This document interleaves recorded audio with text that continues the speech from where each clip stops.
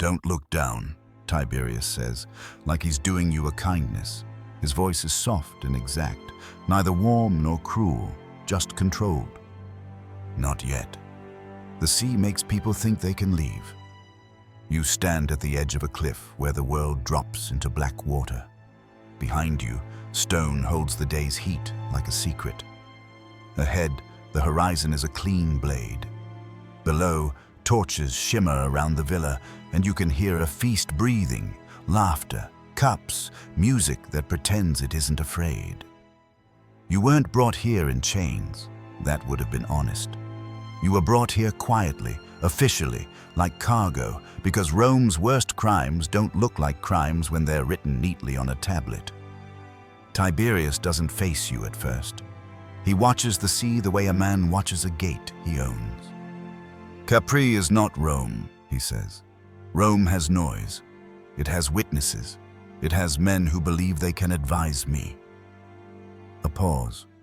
The smallest smile, almost invisible. "Here, advice is unnecessary." He turns then, and his eyes land on you with the calm appraisal of someone selecting an object from a shelf. "On the mainland," he continues, "they speak of law, as if it were a war between them and desire." He steps closer. No perfume, no wine. Just clean cloth and the faint metallic bite of oil on stone.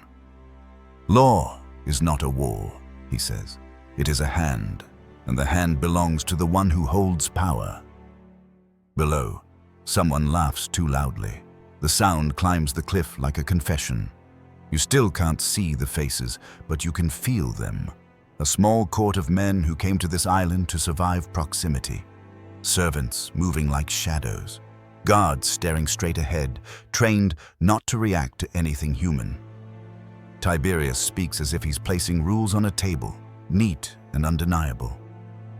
"There are only two truths about Capri," he says. "You are mine, and the sea is not your friend." He lets that sink into you like cold water. Then softly, almost kindly, he adds, "Before midnight, you'll learn what private means when the law is the same man who wants you." And on Capri, private doesn't mean hidden. It means controlled. It means a name read from a list, hands moving you forward, and a room of powerful men learning to clap at the right moment. And that's the first rule of Capri. The second rule is this: no one here says the quiet part out loud, until they're forced to. Because on Capri, silence isn't just fear. Silence is the price of breathing. Down in the villa, they call it service. They call it favor.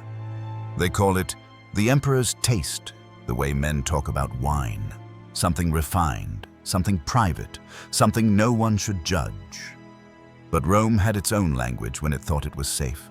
Rome whispered, Rome joked, Rome turned horror into rumor, because rumor is easier than evidence. And the rumors that clung to Tiberius's island had a shape that never changed, no matter who told them. That enslaved youths, chosen for innocence, chosen for controllability, were brought here under official cover. That virgin wasn't holiness, it was a novelty, a label that turned a human being into a luxury category. What happened wasn't chaos in one locked room. It was managed, staged. It turned into a kind of theater designed to teach everyone watching the same lesson.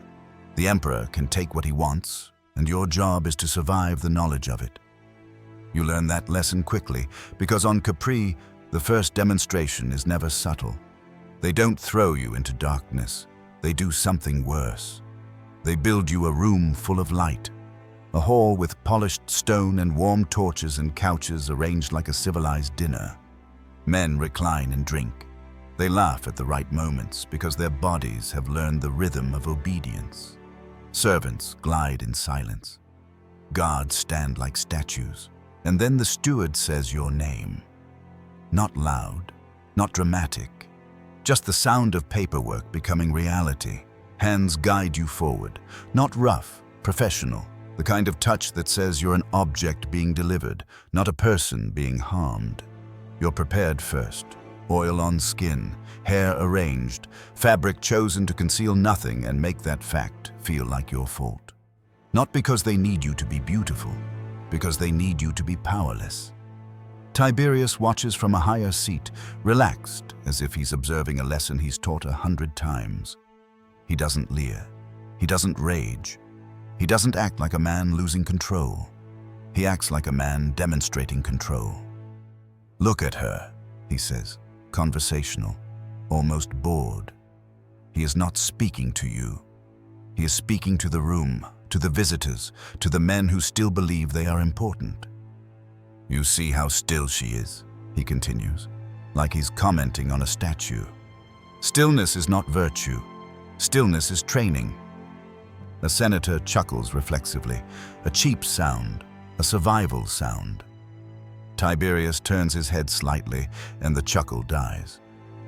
"On Capri," he says, "we don't laugh unless we understand why." The room goes quiet enough that you can hear the sea far below the cliff, steady, indifferent, endless. Then he says the line that makes the whole hall tighten.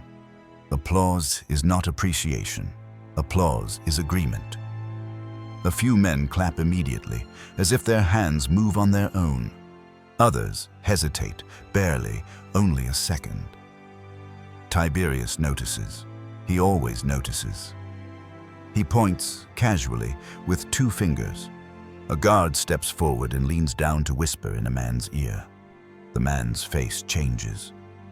You can't hear the words, but you see the effect. Fear poured straight into the bloodstream. The man starts clapping, hard, too hard, as if he can beat the suspicion out of his own body. That's the game on Capri. Not play, not pleasure. Rules designed to humiliate, to condition, to produce silence like a product. Because the most twisted part of this island isn't only what happens to the victims, it's what happens to everyone else.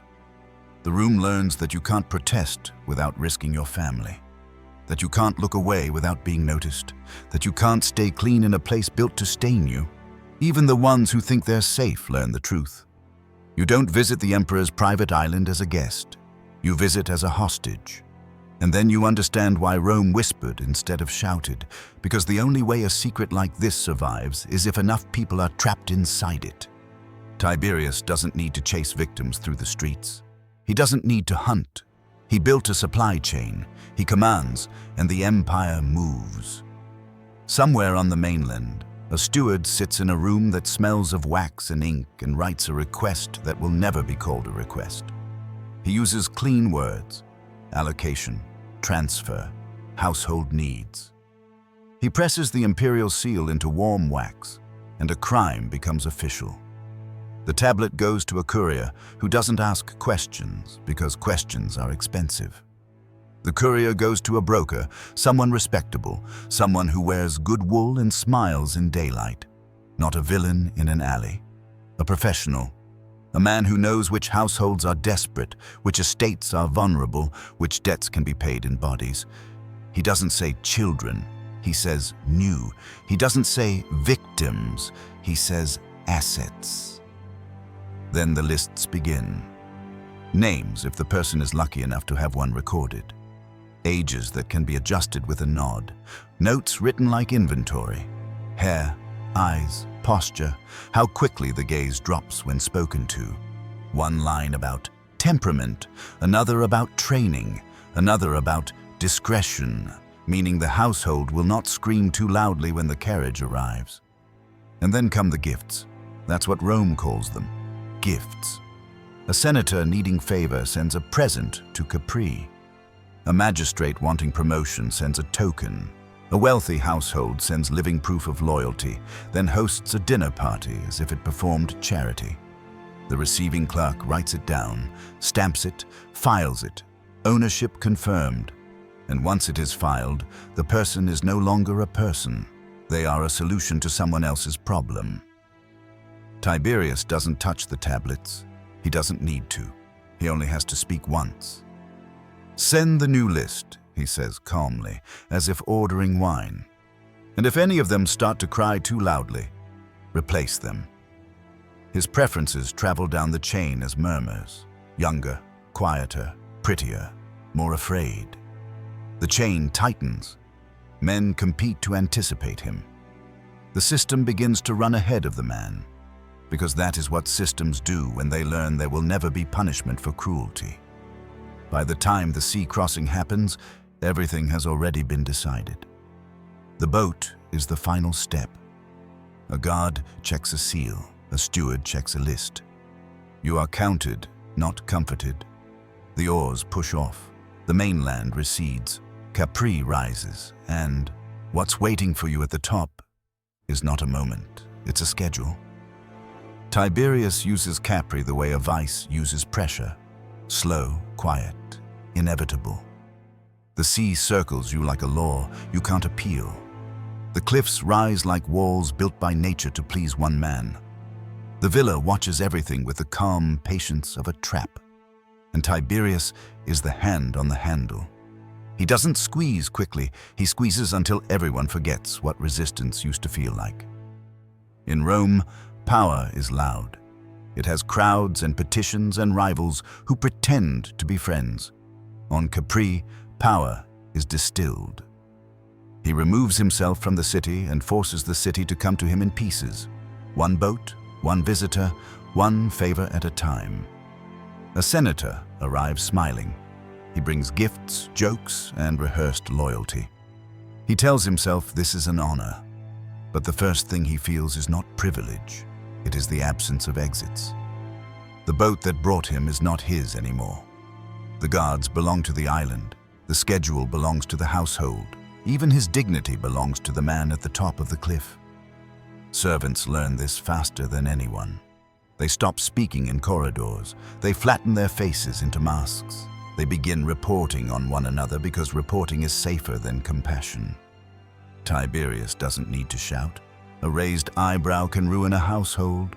A quiet question, why was the lamp still lit, is enough to make a steward punish someone brutally just to prove vigilance.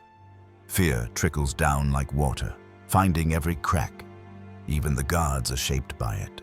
They escort people through marble halls and keep their eyes forward because looking is participation, and participation can be used against you later. They learn to call it duty because duty is the lie that keeps your hands clean while your soul gets dirty anyway. And then Tiberius tests the visitors. Not with debate, with humiliation. He invites men who need him, and then he delays them. He makes them wait in beautiful rooms until confidence rots into anxiety. He feeds them well, asks gentle questions, laughs politely, and watches how quickly they bargain with themselves. How quickly they decide they didn't see what they saw. How quickly they decide silence is loyalty. How quickly they clap. Because Capri is a pressure chamber designed to turn powerful men into secret keepers. Once you have sat in that hall and applauded what you should have condemned, you are trapped. You can't expose him without exposing yourself. You can't rebel without admitting your hands were in the room. Complicity is the leash, and Tiberius holds it lightly, the way you hold a thread you know can strangle someone. Back on the mainland, Rome pretends it can breathe because the emperor is not physically in the city. Men sit a little straighter in the Senate. They tell themselves the air is safer because Tiberius is across the water, perched on a cliff where waves swallow footprints. They tell themselves distance is protection, but the BC, emperor's absence, is not a gap. It is a technique. From Capri, messages arrive sealed and clean, carried by couriers who never linger long enough to be questioned. Because even when he's not in the city, he's still there. Inside the wax, inside the seal, inside the fear. Tiberius doesn't raise his voice. He just raises the cost of disobedience. Wax tablets pass from hand to hand.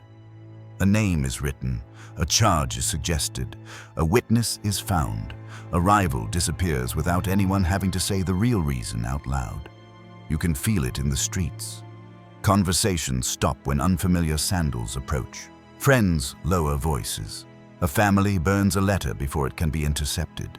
Men practice innocence in mirrors, rehearsing surprise for arrests they already expect. and Capri becomes leveraged because no one knows what the island has seen. A senator visits for business and returns with his face rearranged, smiling too carefully. He praises the emperor too much. He suddenly supports policies that destroy his own faction. Friends notice. Enemies notice. Everyone pretends not to, and the rumor spreads. Something happened on the island. Something he witnessed. Something he participated in. Something that now owns him, and that is the genius of private power. It doesn't only harm victims. It manufactures accomplices. Rome adjusts its morals to survive. It learns to call brutality order. It learns to call silence prudence. It learns to call victims unfortunate, like storms are unfortunate, tragic, but not anyone's fault. Because if you admit the system is real, you must admit you are living inside it. So the city tells itself, at least it's happening far away. That lie keeps the machine running. Death doesn't end a machine. It only changes who gets to operate it. When word spreads that Tiberius is gone, Capri doesn't testify. Stone never does. Waves don't sign statements. And the people who could speak have been trained for years to survive by not speaking at all. The cleanup begins the way Roman cleanups always begin. Quietly, administratively, with the calm efficiency of men who have done it before. Lists gathered. Tablets collected, seals broken, rooms emptied, the island is scrubbed the way a crime scene is scrubbed, until all that's left is rumor, which is easier to laugh at than to prosecute. Anything that looks like a record becomes household matter. Household matter becomes ash, because scandal is only dangerous when it can be proven, and the next regime inherits something useful, a dead emperor who can't defend himself. The rumors that clung to Capri become weapons, convenient weapons. They make the new ruler look cleaner by comparison. They let senators denounce the past without denouncing themselves. They let everyone say, that was the monster, not us, not the system. And the survivors? They are absorbed back into silence the way a city absorbs smoke after a fire. Some are returned to households with gifts that look like mercy and function like payment. Some are transferred to new masters who don't ask questions as long as obedience arrives on time. Some simply vanish into the anonymous mass of Rome's enslaved population, where trauma can hide behind routine until it eats a person from the inside. They learn to fear footsteps even when no one is coming. They learn to sleep with lamps burning. They learn to swallow words because words are dangerous. And when someone asks years later, what happened on Capri? They learn to smile the way they were trained to smile and say nothing. That's how an empire protects itself, not with truth, with noise, because rumor survives. It spreads faster than evidence, twisting into jokes at dinner parties, moral lessons in pamphlets, and scandals used to entertain people who want horror without responsibility. The details blur, but the pattern stays recognizable. Private power, sealed doors, procurement chains, complicity purchased with fear. 2,000 years later, the names are different. The islands have different flags. The paperwork is digital instead of wax. But the shape is still the same. Networks that move people like inventory. Powerful men protected by proximity to money. Bystanders who claim they didn't know because knowing would require action. Institutions that whisper about investigations while the machine keeps running. Rome tried to turn it into gossip so it wouldn't become evidence. And if this story stayed under your skin, that's the point. Because the past doesn't die when the records burn. It survives in patterns. Subscribe to Requiem of Thrones because we don't sanitize history. We drag the hidden parts into the light. We name the systems. And we refuse to look away just because it's uncomfortable. And leave a comment below. Tell me where in the world you're watching from today. Rome once stretched across continents. Now these stories do too.